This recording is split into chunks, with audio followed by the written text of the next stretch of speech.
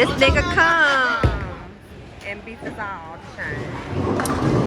My face is dry because I just got through just getting any pimples I could get with my little pimple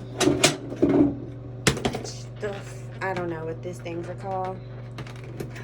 Oh, sorry, thought I was naked on film. So yeah, I use these thingies for my pimples, and I just got through pimping. Just got through getting any small ones. It really was nothing but like 3 little tiny ones over here, and then I came and I used and cleaned up this area and this area, which I have to be careful because it'll start to like crack up in here, and just get whatever I can get out my nose. And that's really what it's mainly for, like getting the nose. So I just got out the shower. See, nothing's really coming out, so my nose is pretty much clean. Yeah, my nose is pretty much clean. Ain't really nothing coming off, so I just got through doing that. So my face is dry, but this is one of my birthday gifts I got from my coworker, and then she got me some hand sanitizer, and then I got this right here. What is this? Some body butter, and I'm actually gonna add some vanilla in this. I feel like it needs some vanilla in it, so I'm gonna add some vanilla essential oil in this. And boom. One thing I know that I am coherent about is the fact that I know that this right here is the main reason why my dog is spoiled, but that's no excuse, because this is good for him, and this, I have him because when this is food like this that I don't eat, he can eat it. Like literally, cook it. I can rinse off the season after I cook it. For those people who are going to complain about that, I understand that. And literally, feed it to him. It's not going to go to waste. And then this tip part, you can actually give it to your animals. So I want to put this out there because like I eat weirdly, and this is why I want a big dog. Since I don't have a man, if I had a man, all of this would go to my man, and my man would be satisfied, but I have a man, so I'm not about to just make things go to waste, nor just let it sit in the freezer. Like, my biggest pet peeve is the fact that you can't maneuver in your freezer. You can't maneuver in your fridge now.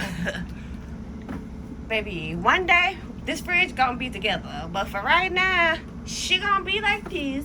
A mess, but it's order. But yes, you should be able to get you a Sprite when you need a Sprite in your system. You should be able to thaw out your food. I need to get his yam, so this is exactly why I needed to pick up the fucking cow. I have his yams. I have it already washed. I do tend to I need to actually clean this. Have me this washed. Have some eggs, which I might cook these eggs for him too, because yes. And this is also how I stretch his food. We have some chili, have some pizza, I have his water, I have my tea, and then I've been a little nauseous because I think my period's coming, so we have our Sprite.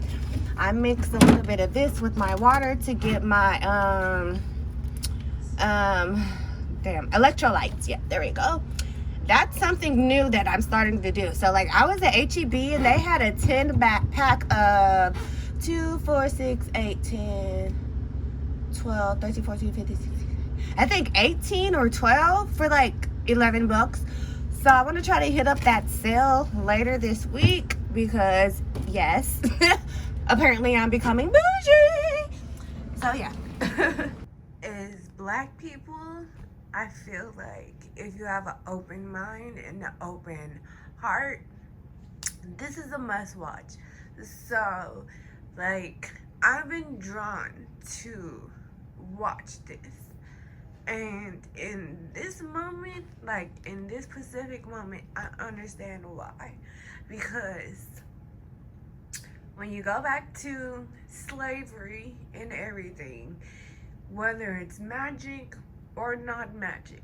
The one thing that they did was they stole your magic. And what they mean by magic is they stole your power of your mind. They stole your ability to think for yourself. They stole your ability to even be happy. Because one thing as a whole is like we're magical. Like in ourselves, we are magical. When we are doing the things that we are called to do, like it's bound to happen and it's bound to be no matter what some other person, other race does to try to stop it. The only thing that you have to remember to keep going, because for every person who is stealing your shine, for every person who's hating on you, for every person that has a problem with you because they don't like the way you look or whatever people's issues are, no matter what, you keep a smile on your face and you keep going, because literally you kill people with kindness for a reason, because that's your karma. In return, their karma is major. But then for every wrong they do for you, for every wrong someone has done for you, guess what? That comes back tenfold when you remain loyal to yourself. So they're stealing your power of your mind. They're stealing your power of your self-love. Like, that's what they did to us. They stole our power of loving ourselves, because they had a problem with how we loved ourselves, and because it really was very natural, not forced, and because we as a whole, as a community, like we really genuinely can work together. Like, that's the power that they're saying that they stole. Not literal power, but power of your freaking mind. So in this moment, literally, I was like, this is why you wanted me to rewatch this, because I needed to watch it the first time just to watch it. But the second time, 100% stuff will start to connect that are important. And yeah, like, I would love for this to be another show, which I feel like it's still possible if enough people really like fight for this show. Like, it could be a long running show and an action show at that, with black people, which we don't have. Like, we don't see the representation. And it's like the reference of the monsters and magic and all of that is just crazy. Like, it's not even your typical like magical type of sci-fi. It's like, it's very different, very educational. So yes, like, I love this show, and I tried to rewatch it again and I wasn't feeling it, but all of a sudden I just kept being drawn to it. And then in this moment, that's my confirmation that I needed to hear and say for myself. So I'm about to let this dog eat, because he's actually been good. And honestly, I'm trying to beat him before he makes himself be impatient, because I really want him to like enjoy life. So yeah, let me go do that real quick before he get on my nerves. And then let me see if I can wipe this camera. Okay. And then at this moment, they're like evaporating their souls. And in the midst of them evaporating the souls, the whole thing is like, your ancestors will keep you up because they need you to choose yourself. Like, when you choose yourself, eat your food. Go. When you choose yourself, when you do what you're called upon to do, this is what you're doing. You're resting the souls of your ancestors, because let's not forget one thing. It's in your blood. It's in your DNA. Like, literally, it doesn't matter how much people try to sugarcoat stuff, because that's what they do. No matter what, it's gonna steady keep repeating itself until you listen to your inner self and do what your ancestors are telling you to freaking do. You're not thinking these thoughts to do these things for no reason. And when I say for no reason, like, I'm sorry, but yes, some people are sacrificial lambs in life. The harsh reality, the shooters, the kids, I hate to say it, but they're sacrificial lambs. That these are people who basically had to die in that moment that their life changed forever, to basically start anew, start afresh. Like, we do get a restart, we just get them restarted differently. And I feel like when you choose to die, you choose to die with what you want to be dead as. Like me, I know as a little girl, I said I want to be a horse. And if I can't be a horse, I want to be a butterfly. And I really do feel like I would be a butterfly. And the thing about a butterfly is a butterfly doesn't live long. So let's see, like, what happens. Like, will my soul be finally restful? You know what I mean? Because eventually I have to evaporate and be gone. Like, it has to be eliminated eventually, right? So we're all just recreating until we get it right. And we gonna get it right, but it's not gonna be in a way that a lot of people are gonna agree with, and it's gonna be a lot of people with some problems. But 100%, I'm ready for war. But are you ready for war? And then this character right here, the mother, her character represents every black woman and woman whose husband's ego held them back. So she goes somewhere, and in that dimension that she goes somewhere, she gets to be everything that she wants to fucking be. In return, she comes back and she has that new mindset to be everything that she fucking wants to be.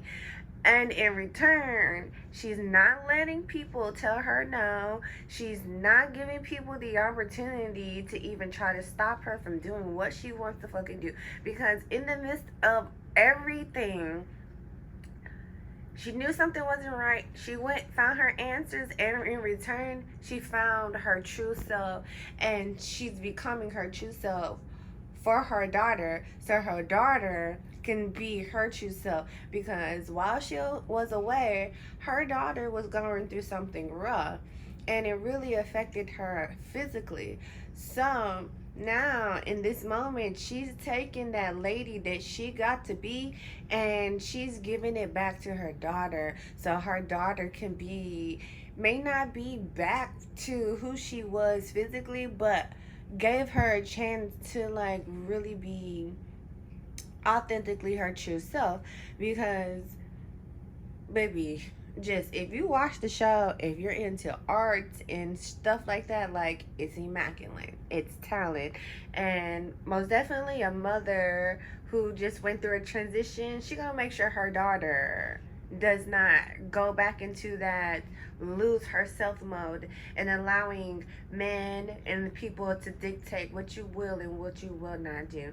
And 100%, that ain't never been my issue in life, but 100% saying it out loud to a man, yeah, that's me right now. Like, the one thing I say is, whoever come in my life, if you make it far enough to even come into my life, like, you gonna know exactly what I expect from you. And if you don't want to do it, keep it pushing, keep it moving. And if I feel like I know you're not gonna do it, I have no problem walking out on you. Like, plain and simple. So that's me finding myself and being able to be like, look, Negro, like, this is what it is. I'm not gonna waste my time. And it ain't even wasting my time trying to find a husband. It's just, I could do better way by myself than with some bullshit ass nigga who comes in my life, sees what I have to offer, and decide that his ego doesn't like the fact that I do this better than him. When me, on the other hand, my ego is like, ooh, I wish I could do this that he does type of thing. You know what I mean? So it's like, that's why you don't let a man's ego dictate you.